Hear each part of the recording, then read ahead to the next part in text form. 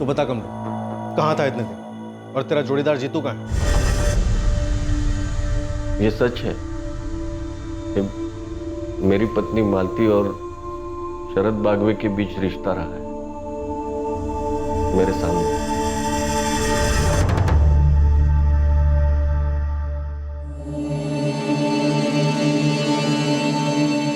वो हमारे घर की हालत काफी खस्ता हुई थी, मरम्मत करवानी थी। तेरी छत तो दम तोड़ रही है तुकाराम। प्लास्टरिंग के साथ में छत का भी काम करा ले। एक ही ठेके में दोनों काम कर दूंगा, पर घाई करा, ये तो छत गिरेगी सर पे एक दिन। हाँ हाँ, काम तो करवाना ही है। आप ये बताओ पैसे कितने लगेंगे? राहुल, तू स्कूल जा, देरी हो जाएगी ना तो जा। बाबा, सब चकाचक हो जाएगा ना? हाँ, सब हो जाएगा। अभी तू जा, ध्यान से जाना। हाँ चल। प्लास्टरिंग, पेंटिंग और छत की मरम्मत सब कुछ मिला के 75,000 होंगे। मैं कम बिम करके 70,000 में कर दूँ। बाप रे, लेकिन 70,000 रुपया नहीं है इस वक्त मेरे पास। भला माहिती है रे, और उसका भी बंदोबस्त कर दूंगा मैं। कैसे नवाब भाई? नवाब, अरे शरद भाई आ गए। शरद भाई नमस्ते। शरद भाई, ये तुकाराम, ये शरद भाई है, ये तुम्हारे लोन का बंदोबस्त करेंगे। तुकाराम ज्यादा घुमा फिरा कर बात नहीं करता। मैं सोलापुर के एक साहूकार कंपनी के लिए काम करता हूँ। नवाब ने 70 बोला, लेकिन मैं तुम्हारे लिए 1 लाख तक के लोन का बंदोबस्त कर सकता हूँ। ब्याज कितना होगा साहब? 9.5%। हर महीने की दूसरी तारीख को मैं किस्त लेने आऊंगा। एक भी किस्त छूट नहीं सकती तुम, एक भी नहीं। अगर मंजूर है तो पावसेर मंगाते हैं, वरना मैं चलता हूँ। पूरे सोलापुर में इससे अच्छी ऑफर नहीं मिलेगी। बहुत भला आदमी है, आप बोल दे तुकाराम। हाँ, मंजूर है। पावसेर मेरी तरफ से। ये शरद बागवे जो भी है जी, मुझे तो ठीक नहीं लगता। पहली मुलाकात में ही आपको पिला करके भेज दिया। अरे भला आदमी है, अब हर 2 तारीख को किस्त लेने आएगा तब जान लोगी उसे। जो भी है, मुझे तो अब भी लगता है कि आपको समाज में सही किसी से उधार लेना चाहिए था। छोड़ ना, मैं सौदा करके आया हूँ, मुझे मालूम है क्या कैसे करना है।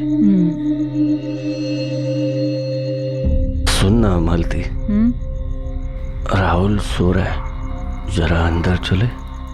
बहुत दिन हो गया ना। मेरे सर में दर्द हो रहा है।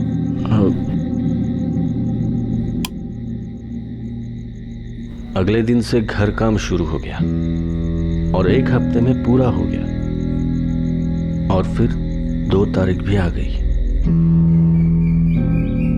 अरे नमस्ते। नमस्ते शरद भाऊ। नमस्ते। काम पूरा हो गया? हाँ जी, हो गया। हाँ। मालती मेरी पत्नी। नमस्ते। सुंदर। हाँ? बहुत सुंदर काम किया है नवाब ने घर पे। हाँ हाँ।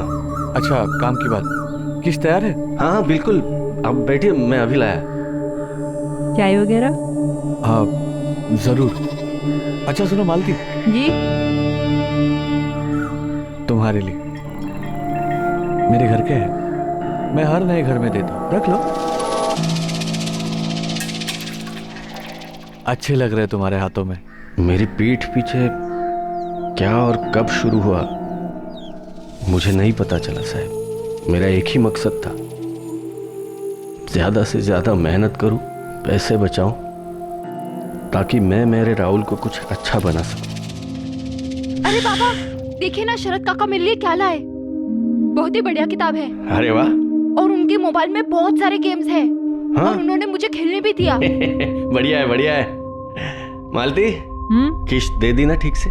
हाँ। ये शरद भाऊ हर बार ही फूल ले आते हैं। और हर बारी मेरे लिए भी कुछ लाते हैं। हाँ?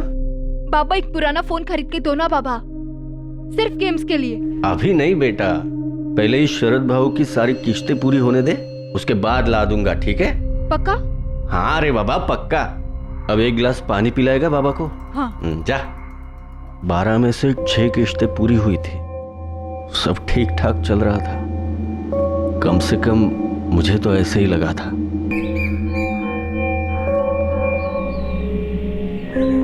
उस दिन 2 तारीख तो नहीं थी।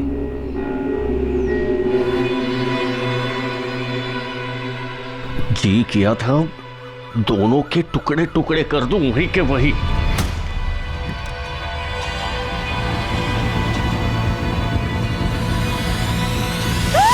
ठीक है, चलता हूँ। ठीक है। और कल कुछ लाऊं? नहीं। वो मैं यहाँ से गुजर रहा था तो सोचा हालचाल पूछता चलो। अरे तुम्हारे हाथ को क्या हो गया तुकाराम? खेत में कट गया क्या? मैं हेल्दी लेके आती हूँ।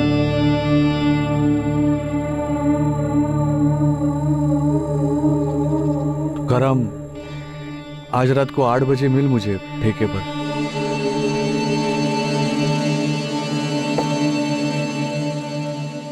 देख तुकाराम, मुझे पता है कि गलत है, लेकिन जरूरत भी एक चीज होती है ना, सिर्फ मेरी नहीं है, मालती की भी। शरद भाऊ, आपकी भी पत्नी है, बच्चे हैं। मेरी जगह आप होते तो क्या करते? सिर्फ पत्नी होती, बच्चा नहीं होता तो पता नहीं मैं क्या करता, लेकिन बच्चे के खातिर, परिवार के खातिर मैं सोचता चलो पत्नी को अपनी जरूरतें पूरी करनी है, मैं अपना देख लूंगा जो भी है वो, लेकिन घर तोड़ने का कोई मतलब नहीं बनता। और तूने अभी अभी अपने घर की मरम्मत की है, तेरे जो 6 किस्त है उसकी फिक्र मत कर, वो मैं भर दूंगा। देख तुकाराम, मेरा इरादा तेरा घर तोड़ने का नहीं है, बस मुझे छुप छुप कर कुछ नहीं करना। बोल, मंजूर है?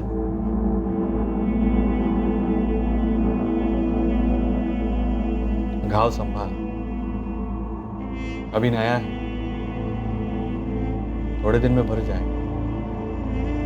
लालच था, मजबूरी थी, डर था, पता नहीं क्या था, शायद सब था, पर मैंने मेरी पत्नी और उसके प्रेमी का रिश्ता कबूल कर लिया।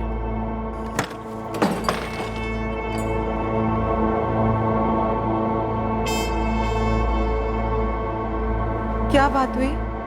उस दिन से मेरा और मालती का एक नया रिश्ता शुरू हुआ, और वो रिश्ता था खामोशी। हम अब एक छत के नीचे 2 लोग थे, जिन्हें एक बच्चे ने जोड़े रखा, और कुछ नहीं।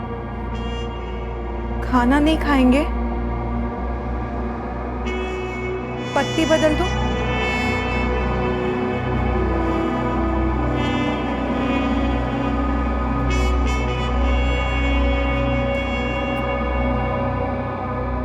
मजा आ मजा आली काका। मजा आली? हाँ, अगली बार तुझे और दूर ले जाऊंगा, और एक दिन तुझे चलाना भी सिखाऊंगा, ठीक है? बाय काका। बाय। थोड़े ही दिनों में एक आदत सी हो गई, सिर्फ राहुल के बारे में सोचना, सिर्फ उसके लिए जीना। बाकी सब कुछ मानो तो एक पूरा सपना था, और उस पूरे सपने की आदत हो गई मुझे। उसे मैं झेल लेता सिर्फ अपने राहुल के लिए, और अब राहुल को ही मार डाला। साहिब, मुझे लगता है उस साले शरद ने मारा है हमारे राहुल को। नहीं। क्यों नहीं? तुम्हें कुछ और पता है या कुछ छुपा रहे हो हमसे? अब क्या छुपाऊंगा साहब, सब कुछ तो खत्म हुआ है। कुछ नहीं खत्म हुआ है। जब तक राहुल का कातिल नहीं मिलता, हमारे लिए कुछ भी खत्म नहीं हुआ है। तुकाराम, तुमने बताया था कि शरद बागवे और राहुल की अच्छी जमती थी। हाँ। और हम जानते कि राहुल का कातिल उसके पहचान वाला था, तभी तो उसने राहुल को खेतों में बुलाया और राहुल वहां चला गया। अरे राहुल, बाबा ने नए गेम्स डाले कि नहीं फोन में? हाँ शरद काका, अब तक नहीं डाले। हाँ। अच्छा सुन, नीलचंदियों का खेत पता है तुम्हें? हाँ, क्यों काका? आज शाम को 6 बजे तुम वहां पर फोन लेकर आ जाओ, मैं तुम्हें एक से एक नए गेम्स डाल के दूंगा फोन। सच? हाँ, लेकिन सुनो, किसी को बताने की जरूरत नहीं, ठीक है? राहुल इधर आ।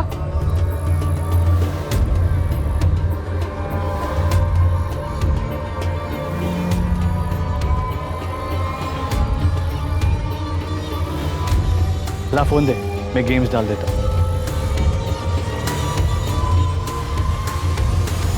लेकिन शरद क्यों मारेगा मेरे बच्चे को? वही जो मैं शुरू से बोलता आ रहा हूं दादा, उसे वहीनी को तुमसे अलग करना था और राहुल की वजह से तुम दोनों जुड़े हुए थे। वजह जो भी होगी वो हम शरद बागवे से पता कर लेंगे। राधिका, शरद बागवे को उठाकर लेकर आओ। साहब हम भी जाए क्या? अभी के लिए जा सकते हो, लेकिन याद रहे हमारी नजर रहेगी तुम दोनों पर। मुझे अभी भी लगता है कि तुम लोग पूरी बात नहीं बोल रहे हो, कुछ तो छुपा रहे हो।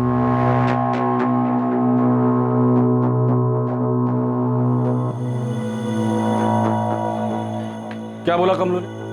कह रहा है कि वो भागा ही नहीं। भागा नहीं था तो कहां था पिछले 4 महीने से? और तेरे बाप ने मिसिंग कंप्लेंट क्यों दर्ज की?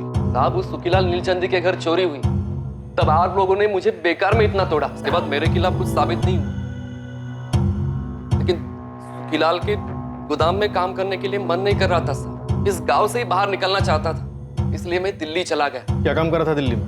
कहाँ काम कर रहा था? पहाड़गंज में एक ढाबा है, रोलीदा ढाबा, वहां बैटरी का काम कर रहा था। ऐसा कितना बिजी था जो घर पे एक भी फोन नहीं कर सकता था तू? और पिछले 4 महीने से तेरा फोन भी स्विच ऑफ था। साहब, वहां जाते मेरा फोन खराब हो गया, टाइम ही नहीं मिला रिपेयर करने के लिए। आपको नंबर देता हूँ ढाबे का, पूछ लीजिए रोली सेठ से। नंबर लिख। तो वापस क्यों लौटा? अब वापस नहीं लौटा हूँ साहब, 1 हफ्ते की छुट्टी पर आया हूँ। और तेरा जोड़ीदार जीतू, वो भी उसी ढाबे पे काम कर रहा था, उसे भी छुट्टी नहीं मिली। उसका फोन भी खराब था पिछले 4 महीने से। मुझे नहीं पता साहब जीतू कहाँ है, मैं अपने से अकेले गया था दिल्ली। पिछले 4 महीनों से उससे बात तक नहीं हुई मेरी।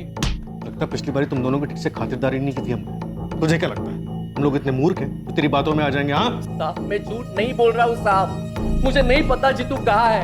आपको नंबर दिया, आप रोली सेठ को फोन करके पूछ लीजिए। और फिर से अगर मुझे मारा ना साहब तो मैं वकील करूंगा और मेरे पूरे समाज को इकट्ठा करूंगा। धमकी दे रहा है पुलिस को?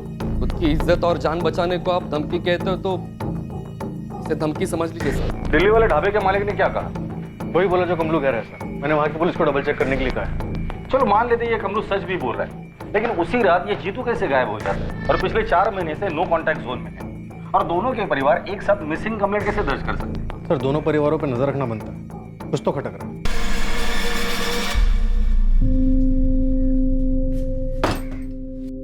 क्या हुआ पुलिस स्टेशन में? रात भर थे आप?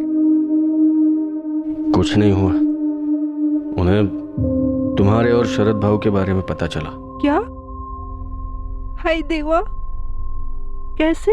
भले जितना इत्र लगाओ, बदबू को कौन रोक सकता है?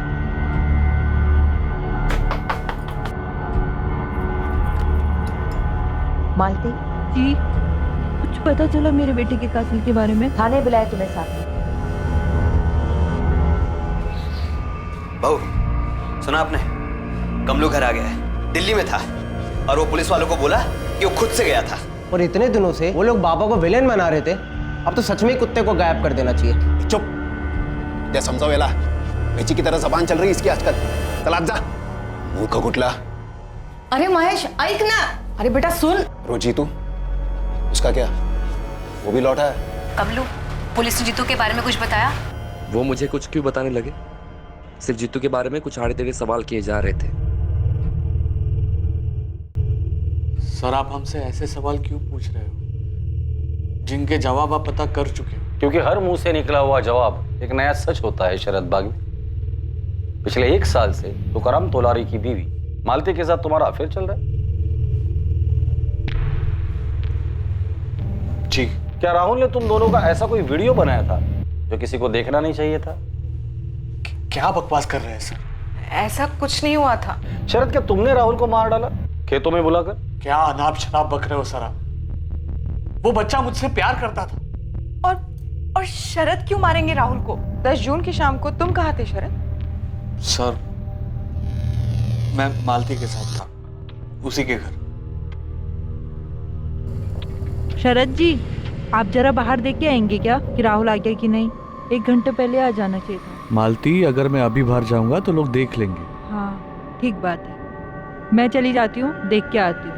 आप अंधेरा हो जाए तो निकल जाइएगा। हाँ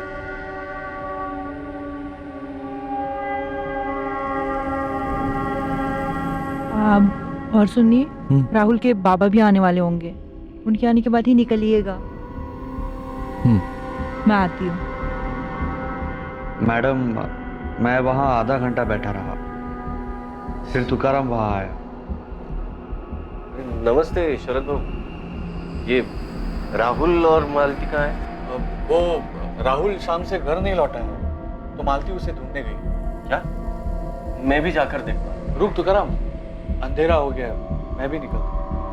बस यही हुआ था मैडम, यही सच है। क्या मेरे पति ने कहा कि शरद ने राहुल को? देखिए, हमसे किसने क्या कहा ये बात मायने नहीं रखती। हमें शक था, पूछ लिया। तुकाराम मुझ पर कभी उंगली नहीं उठाई। मैं जानता हूँ आपके कान उसके भाई प्रवीण ने भरे होंगे। वो मुझे पहले से पसंद नहीं करता था। आप इतना सब पता लगा रहे हैं तो आपने ये भी पता लगा ही लिया हो कि तुकाराम और प्रवीण के बीच में जमीन को लेकर मसला था। तो तुम्हारा कहना है कि प्रवीण ने राहुल को मारा?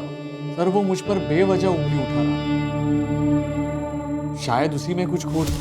नहीं साहब, मैं नहीं मानती कि प्रवीण ने कुछ भी किया है। तो तुम्हें किस पर शक है? मुझे नहीं पता साहब। देखिए सर, मालती के साथ रिश्ता बनाकर मैंने शायद गलत किया, लेकिन मेरा यकीन कीजिए, इसके अलावा मैंने कुछ गलत नहीं किया। इस रिश्ते की वजह से जीते जी मेरा पति मुझसे अलग हो गया और इकलौता बेटा खोया है मैंने इस रिश्ते की वजह से। वजह क्या बताऊं? मेरे पापों की सजा मिल रही है मुझे, और कुछ नहीं। आप लोगों का निजी जिंदगी में क्या चलता है उससे हमें कोई लेना देना नहीं, हमारा ताल्लुक भी नहीं। लेकिन उसका साया अगर इस केस में, राहुल मर्डर केस में दिखाई दिया तो इस केस से जुड़े सभी निजी रिश्तों की बाल की खाल उतार दूंगा। साहब, कमलू तो लौट गया, लेकिन मेरा भाई जीतू कब तक लौटेगा? जब लौटेगा तो पूछ लेंगे उससे। आप हल्के में ले रहे हो साहब। मैं दावे के साथ कह सकती हूँ, उस सुखीलाल ने कुछ कर दिया मेरे जीतू के साथ। तुम इसी दावे के साथ कमलू के बारे में भी बोल रही थी रोहिणी? क्योंकि दोनों एक ही दिन गायब हुए थे साहब। कमलू लौटा तो उसके घर वालों के अच्छे नसीब, लेकिन हम लोग ऐसे आस लगाकर कब तक बैठे रहेंगे साहब? मालती, अब हम नहीं मिलेंगे। तुकाराम सही कह रहे थे, बदबू कभी छुपाई नहीं जा सकती। शरद बागवे और मालती तोलारी। सर, लेकिन मालती तो माँ है। पता है मुझे, राधिका कम होता है ये सब, लेकिन ये तब होता है जब अवैध रिश्ते का जुनून माँ के रिश्ते को भी निगल जाता है। रेयर केसेस है, लेकिन हमने देखे। जी सर। लेकिन शरद बागवे तो प्रवीण तोलारी की तरफ इशारा कर रहा है। राधिका, इन सबके कॉल रिकॉर्ड निकालो और अच्छे से स्कैन करो। इन सबके पीछे खबरी लगा दो, कोई भी आउट ऑफ रडार नहीं होना चाहिए। सभी मुमकिन संदिग्धों के कॉल रिकॉर्ड स्कैन हुए, फोन लोकेशन स्कैन हुए, पर कहीं से कोई सुराग सामने नहीं आया। तुकाराम और मालती के पड़ोसी चौंक गए थे ये जानकर कि मालती का 1 साल से शरद बागवे के साथ अफेयर चल रहा है। मेरी बात सुनो सुप्रिया, सुप्रिया सुनो तो सही। शरद बागवे की अपनी पत्नी भी इस अफेयर के बारे में जानकर बुरी तरह से हिल गई। खबरियों की तरफ से भी किसी भी संदिग्ध के बारे में कोई खास जानकारी नहीं आ पाई। रोहिणी अपने लापता भाई जीतू के बारे में जानने के लिए लगातार पुलिस स्टेशन के चक्कर काटते जा रही थी और सुखीलाल नीलचंदी पर आरोप लगाए जा रही थी। दूसरी ओर कमलेश अपनी छुट्टी पूरी कर वापस दिल्ली लौट गया अपने काम पर। उसे रोक कर रखने के लिए पुलिस के पास कोई सबूत नहीं था। और वहीं बच्चे को खोने के बाद तुकाराम सभी रिश्तों से परे जाने लगा था, पर अंदर ही अंदर वो घुट रहा था, कुछ छुपा रहा था। राहुल का कत्ल एक शातिर साजिश का परिणाम था और इस साजिश के पत्ते बहुत जल्द खुलने जा रहे थे।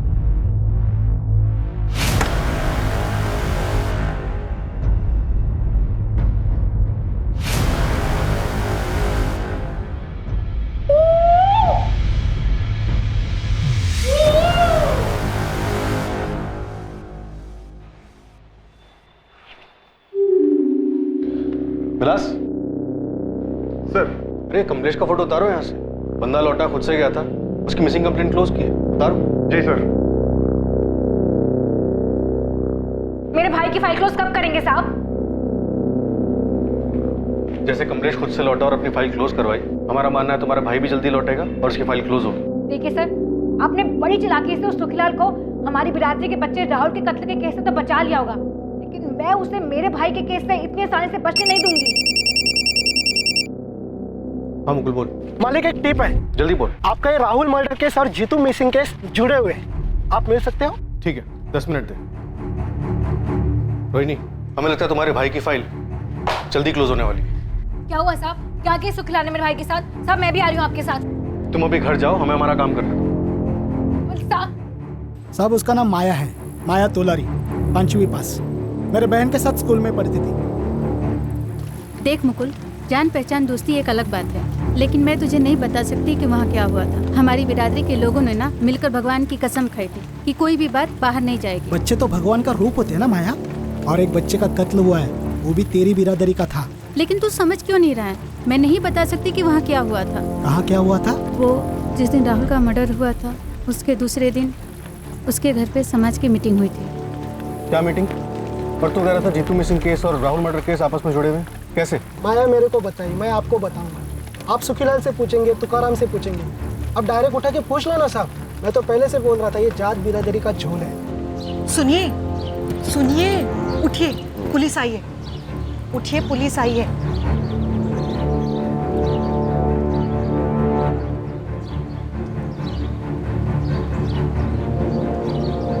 पता चला किसने मारा मेरे बेटे को? वो तो तुम हमें बताओगे तुकाराम। मैं?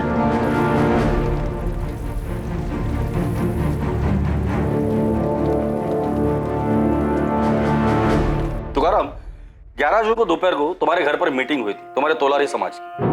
जी, उसके एक दिन पहले तक मेरा राहुल जिंदा था, और आज हम उसी के कातिल को ढूंढ रहे हैं। उस मीटिंग में क्या हुआ था वो बताओ ना। मैं तो कुछ सुन भी नहीं रहा था, और राहुल के अलावा मुझे कुछ दिख भी नहीं रहा था। तुकाराम, मालती, तुम्हारे राहुल को खोने का दर्द हमारे पूरे तोलारी समाज को है। तुम्हारा छोटा भाई प्रवीण तो तुम्हारे साथ है ही, हम सब भी हैं। तुम्हें इंसाफ मिलने तक हम चुप नहीं बैठेंगे। ओम प्रकाश भाऊ, आप हमारे समाज के मुखिया हैं। आप ही पुलिस को सीधा सीधा जाके बता क्यों नहीं देते कि कौन है इस सबके पीछे?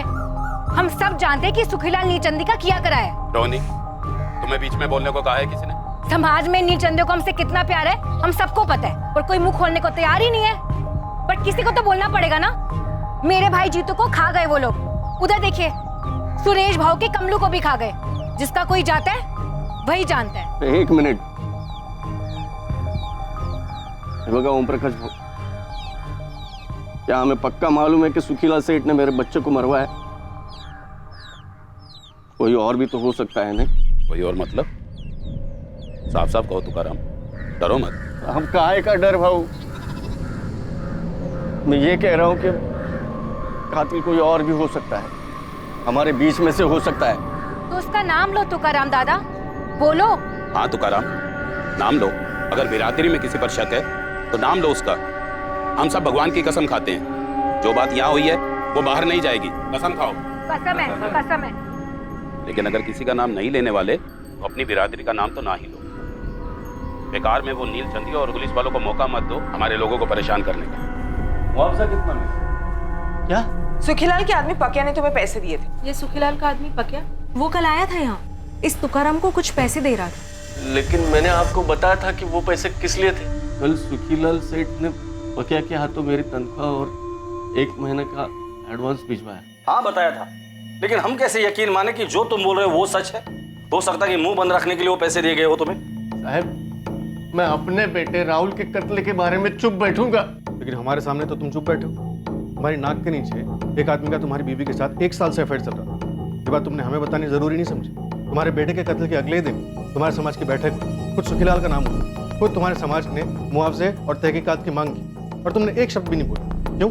साहब, मेरा दिमाग सुन था, और इन दोनों बातों का मेरे बेटे के कत्ल से कोई ताल्लुक नहीं है। ताल्लुक है, ताल्लुक तुम हो। क्या कह रहे हो आप साहब? तुम अपनी बीवी मालती से नफरत करने लगे थे, इतनी नफरत कि उससे ताल्लुक रखने वाली हर चीज से तुम्हें नफरत हो गई। और राहुल, वो तो उसी की कोख से पैदा हुआ था। नहीं नहीं साहब, ये आप बोल भी कैसे सकते हो? ये हम नहीं बोल रहे, तुम्हारी खामोशी बोल रही है। और तुकाराम, खामोशी का मतलब हम लोग झूठ समझते हैं। कातिल राहुल की जान पहचान वाला था, उसने राहुल को खेत में बुलाया और वो गया। और राहुल को खेत में बुलाने वाला और कोई नहीं बल्कि तुम थे। बाबा, आपने मुझे यहाँ क्यों बुलाया? आप मुझे तोहफा देने वाले थे ना? आपने मेरे लिए नया गेम लाया, लेकिन वो मेरे मोबाइल में कैसे डालेंगे? आंखें बंद कर। मेरे राहुल को मैंने मारा। मैंने मारा राहुल को साहब। आप कैसे बोल सकते हो साहब? साहब मैं कैसे मारूंगा मेरे राहुल को साहब? साहब मैंने आपको बताया था ना, राहुल से कितना प्यार है मुझे। साहब आप ये क्या कर रहे हो?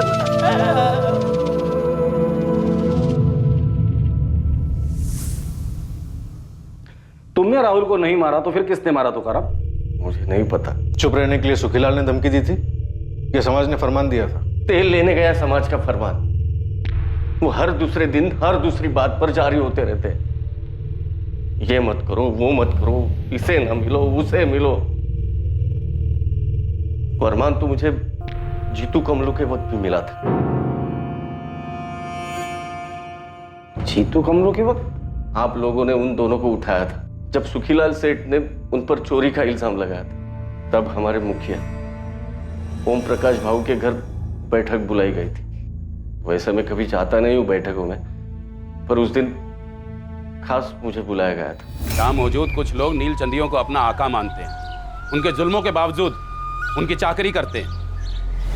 मैं तो कहूंगा उनके टुकड़ों पर पलते हैं। उन्हें यह चेतावनी है कि खबरदार अगर सुखीलाल के यहाँ उन्होंने मजदूरी की, उसने बेबुनियाद हमारे जीतू और कमलू पर उंगली उठाई है। चोर कहा है उन्हें?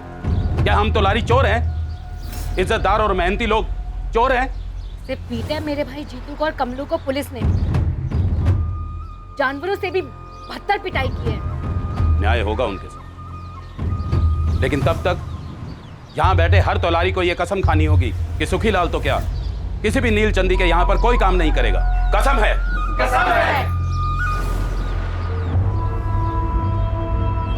मुझे कुछ कहना है भाऊ। हाँ तुकाराम, मैं तो इंतजार कर रहा था कब बोलोगे, इसीलिए खास तुम्हें इस बैठक के लिए बुलाया है। ओम प्रकाश भाऊ, सभी लोग जानते हैं कि इतने सालों से मैं सुखीलाल सेठ के खेतों में काम कर रहा हूँ, उनका खेत संभाल रहा हूँ। मेरा उनसे कोई बैर नहीं है। मुझसे हमेशा वो अच्छे से ही पेश आए हैं। तुम कहना क्या चाहते हो? कि इस चोरी के आरोप को सिर्फ एक चोरी का आरोप ही समझा जाए, इसे जात बिरादरी का मामला ना बनाया जाए। तुकाराम दादा, तो आप ये कह रहे हैं कि मेरे भाई जीतू और इनके बेटे कमलू ने वाकई में चोरी की है?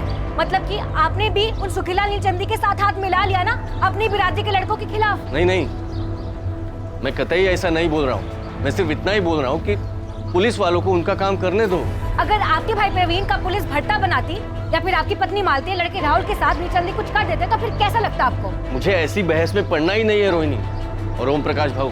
यह आपका फरमान कि मैं सुखीलाल सेठ के खेतों में काम ना करूं, मैं इसे नहीं मानता। और मेरे जैसे जो मेहनत की रोटी कमा रहे हैं, दुश्मनी को मिटाने की कोशिश कर रहे हैं, वो भी इस फरमान को नामंजूर करें। अरे क्या नामंजूर करे? ओम प्रकाश जी नाइंसाफी है। ओम प्रकाश जी नाइंसाफी है। शांत। तुमने जो कहना था कह लिया तुकाराम। अब मेरी बात सुनो, जो समाज की मदद को नहीं आता उसके बुरे वक्त में उसके साथ कोई खड़ा नहीं होता। कल को तुम्हारे किसी अपने के साथ नील चंदियों ने अगर कुछ किया तो दलील लेके हमारे पास मत आना। ओम प्रकाश भाऊ, समाज के सभी भाई बहनों, अभी आप सभी गुस्से में हो, तेवर चढ़े हुए हैं, इसलिए सिर्फ मैं यही कहूंगा कि दुश्मनी दो धारी तलवार है। दुश्मन का गला भले काट लो, दूसरी तरफ से खुद का ही गला कटता है।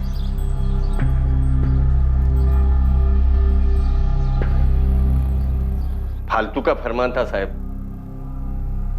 कुछ लोगों ने नहीं सुना। कुछ लोग चुप चुप के काम करते रहे और खुद जीतू और कमलू छूटने के बाद वही सुखीलाल सेठ के यहाँ काम करते रहे और 6 महीने बाद गायब हो गए। मुझे नहीं पता वो गायब हो गए या खुद से ही गए या क्या हुआ। तुम्हें किसी पर शक है? किसने मारा होगा राहुल को और क्यों? आप लोगों ने पहले कहा कि मेरे बच्चे के मोबाइल फोन का मसला था, फिर बोले सुखीलाल सेठ, फिर बोले मेरा भाई प्रवीण और फिर शरद भाऊ, और अब आप कह रहे हो कि मैंने खुद अपने बेटे को मार डाला। मैं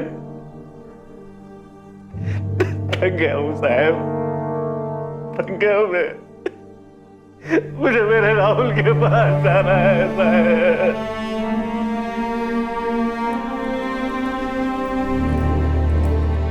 जीतू और कमलू का गायब होना और राहुल मर्डर केस, दरअसल ये दोनों केसेस ओम प्रकाश, तुकाराम और सुखीलाल से जुड़े हुए हैं। शास्त्री, तुम सुखीलाल के घर जाकर उससे बात कर, और राधिका तुम ओम प्रकाश के घर जाके, लेकिन संभल कर। ध्यान रहे कि ये दोनों अपने अपने समाज की अगुवाई करते हैं।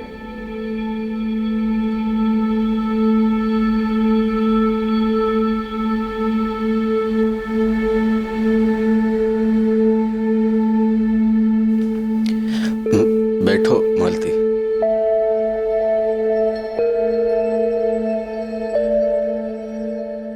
पता है मालती, आज पुलिस थाने में उन्होंने क्या कहा?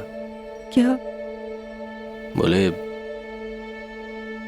मुझे तुमसे इतनी नफरत है कि मैंने वो नफरत तुम्हारे बेटे राहुल पर निकाली। मैंने राहुल को मार डाला मालती, ऐसे बोले। कीड़े पड़े उन्हें। आपके जैसा पिता इस दुनिया में नहीं है। लेकिन मैं एक अच्छा पति नहीं बन सका। और मैंने जो रेखा पार की, उसकी माफी इस जन्म में नहीं है। पर आपने बड़ा दिल रखा। क्या बड़ा दिल? मैंने लालच की रेखा पार की थी। मुझे भी इस जन्म में कोई माफी नहीं है, लेकिन बेटा हम दोनों ने खोया है। उम्मीद करते हैं जहां भी होगा हमें माफ कर देगा।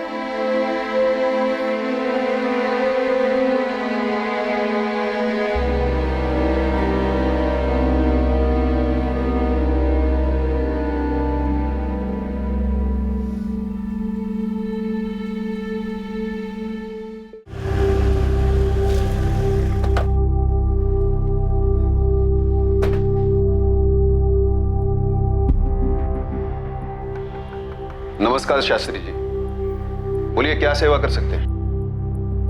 सीधा सवाल है सुखीलाल जी, राहुल तुलारी को किसने मारा? सुखीलाल नीलचंदी के खिलाफ सबूत इकट्ठा करना आपका काम है मैडम, लेकिन एक बात जरूर कहूंगा दावे के साथ, मेरी बिरादरी से ऐसा कोई नहीं है। अरे कोई अपनी बिरादरी के बच्चे को कैसे मारेगा? बच्चा तो मारा गया है ओम प्रकाश, और सुखीलाल के खिलाफ हमें कोई सबूत भी नहीं मिला। जीतू और कमलू के केस में भी नहीं, और कमलू तो लौट आया है। वही तो बात है, दोनों केसेस में जानबूझकर मेरा ही नाम लिया गया है। कोई बच्चा भी बोलेगा ये उन्हीं के बिरादरी में से किसी की चाल है। पर राहुल को सच में मारा गया सुखीलाल जी। खास मुझे बदनाम करने के लिए उस बच्चे को बलि का बकरा बना दिया गया होगा। नामुमकिन, लेकिन अगर ऐसा है तो मैं आपको जबान देता हूं, हमारे समाज से आपको पूरी मदद मिलेगी उस गद्दार को ढूंढने में, लेकिन वो मिलेगा नहीं, क्योंकि ऐसा कोई है ही नहीं।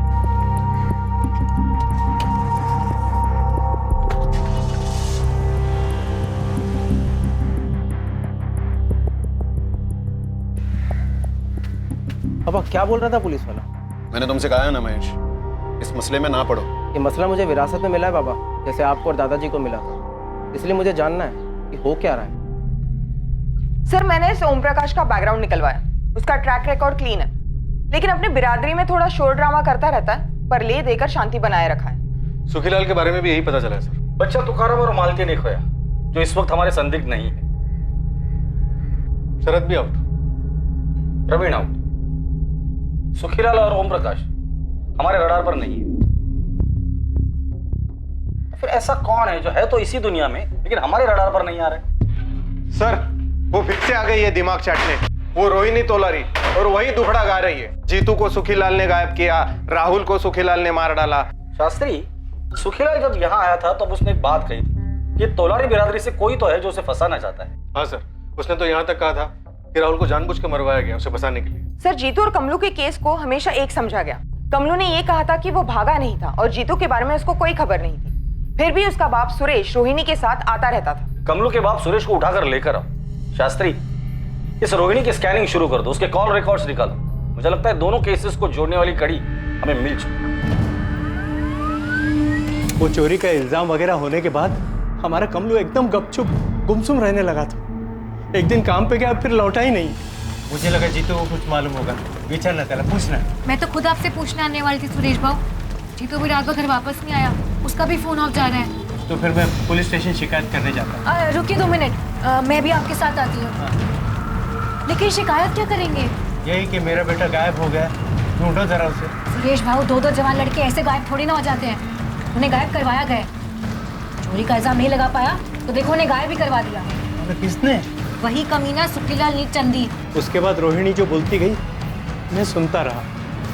दरअसल आप लोगों से बात करने के बाद कमलू जब घर लौटा तो रोहिणी भी पीछे पीछे घर आई थी। क्या बोली तब? कैसे आ रहे तेरे सवाल? यही कि जीतू और मैंने चोरी का माल कहाँ बेचा, जीतू कहाँ है, वगैरह वगैरह। लेकिन मैंने बोल दिया जीतू के गायब होने से मेरा कोई वास्ता नहीं, मुझे कुछ मालूम नहीं। अरे लेकिन तुझे ये तो मालूम है ना कि सुखीलाल तुम दोनों की जान के पीछे पड़ा है।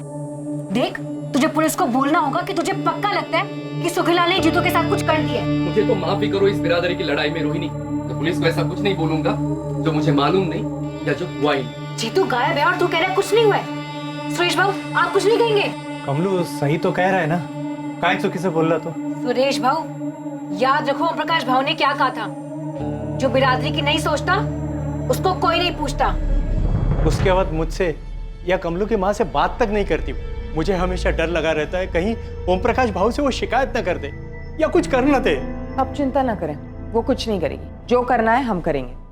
हाँ, मैं राजेंद्र सुर्वे बोल रहा हूँ। आप कौन? झांझरवाड़ी पुलिस स्टेशन से सब इंस्पेक्टर शास्त्री बोल रहा हूँ। हाँ हाँ, बोलिए। रोहिणी तोलारी से काफी अच्छी पहचान है तुम्हारी। हाँ हाँ हाँ जी। रात को 2 कभी कभी 3 बजे वाली पहचान? साहब, रोहिणी 1.5 साल पहले मेरे मेडिकल स्टोर पर असिस्टेंट की जॉब पर लगी थी। 6 महीने हमारा अफेयर चला था और मेरी बीवी की तबीयत नाजुक रहती है तो। तुझसे सफाई नहीं मांग रहे, सवाल पूछ रहे उसका जवाब दे। जीतू को जानता है? हाँ साहब, रोहिणी का भाई 1-2 बार शॉप पर आया था वो। अभी कहाँ है जीतू? मेरे को कैसे मालूम होगा साहब? रोहिणी ने 1 साल पहले जॉब छोड़ दिया था और मैं भी नहीं चाहता था कि वो वहाँ पे रहे, क्योंकि हमारा रिश्ता 1 साल पहले टूट चुका था। क्यों टूटा रिश्ता? तेरी बीवी की तबीयत ठीक हो गई थी क्या? नहीं साहब, वो मेरे को धोखा दे रही थी। सेम टाइम पर उसका दूसरे के साथ भी अफेयर था।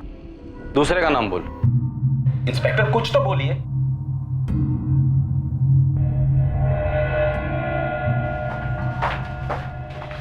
नहीं है सर। आप बताएंगे आप मेरे बेटे को ढूंढ क्यों रहे हैं? आपका बेटा 18 साल का हो गया? नहीं, अभी 2 महीने बाकी हैं। बच्चा है वो। आपके बिरादरी की रोहिणी तोलारी के साथ आपके बच्चे का 1 साल से चक्कर चल रहा है और हमें शक है कि रोहिणी का हाथ है राहुल के मर्डर में और शायद आपके बेटे का भी। ओम प्रकाश जी, आपका नाम अच्छा है, अब काम भी अच्छा कीजिए। बताइए, आपका बेटा विनीत कहाँ मिलेगा?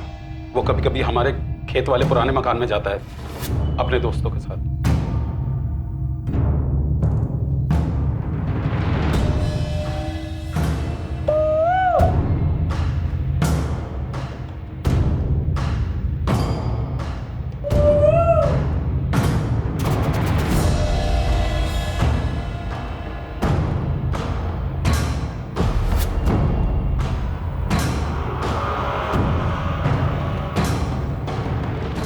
याला म्हणतात मजा।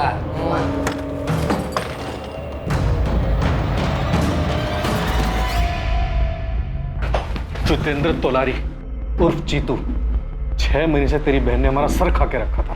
कहाँ है जीतू, कहाँ है जीतू? अब हम तुम तीनों का सर खाएंगे। ले चलो।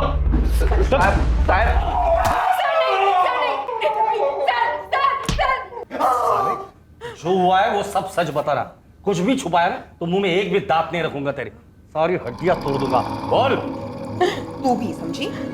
अबे कब तक वही वही थके हुए गेम खेलता रहेगा? अब क्या करोगे नहीं काका, जो है वही खेल रहा हूँ। सुन, आज शाम को 6 बजे नीलचंदी के खेत के अंदर मिल। एक आदमी है जो तुझे नए नए गेम डाल कर देगा, वो भी फोकट में। फोकट में? हाँ, लेकिन तू किसी को बोलना मत कि वो और मैं तुझे मिल रहे करके।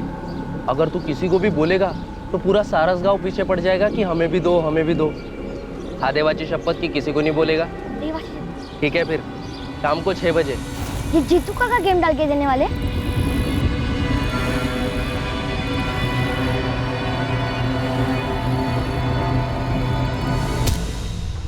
विनीत, रोहिणी और जीतू ने अपना जुर्म कबूल किया। अब तेरी बारी। क्या क्या किया इसने मैडम? और ये जीतू और रोहिणी ने क्या कबूल किया है? विनीत, बताओगे नहीं अपने पापा को? अरे क्या किया है तूने? क्या किया है? सुखीलाल को फंसाने के लिए तुमने राहुल को मरवाया? सुखीलाल ने मेरे भाई को चोर कहा, उसे खूब पिटवाया और फिर जब कमलू गायब हुआ तो तो मुझे लगा ये मौका अच्छा है। जीतू, जीतू उठ ना, जीतू जल्दी उठ। कमलो कल रात से गायब हो गया, कहीं भाग गया होगा। तू भी कुछ दिन के लिए गायब हो जा। मैं सुखीलाल चंदी के खिलाफ शिकायत दर्ज करने वाली हूँ। सबको लगेगा उसने तुम दोनों को गायब करवा दिया है। फिर देखना उसकी खैर नहीं, समझ गया ना? चल जल्दी कर, अब क्या सोच रहा है, जल्दी कर। लेकिन जब तुकाराम ने साथ देने से मना किया तब मेरी सुलग गई। मुझे उसे सबक सिखाना था।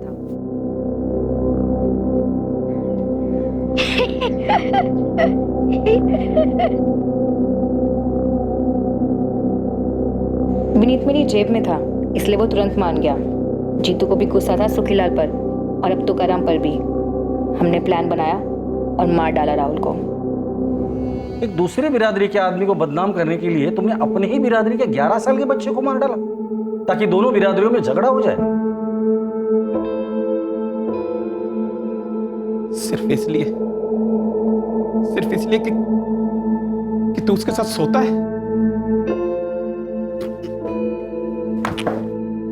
रोहिणी तोलारी और उसके भाई जितेंद्र तोलारी उर्फ जीतू पर आईपीसी की धारा 302 के तहत हत्या का चार्ज लगाया गया है। हालांकि जुर्म के वक्त विनीत तोलारी नाबालिग था, पर कोर्ट ने जुर्म की जघन्यता, उसकी हीनियसनेस को नजर में रखते हुए जुवेनाइल जस्टिस एक्ट के सेक्शन 15 के तहत विनीत पर भी धारा 302 लागू की है। तुकाराम और मालती अपने बेटे के कत्ल की वजह जानकर हक्का बक्का रह गए।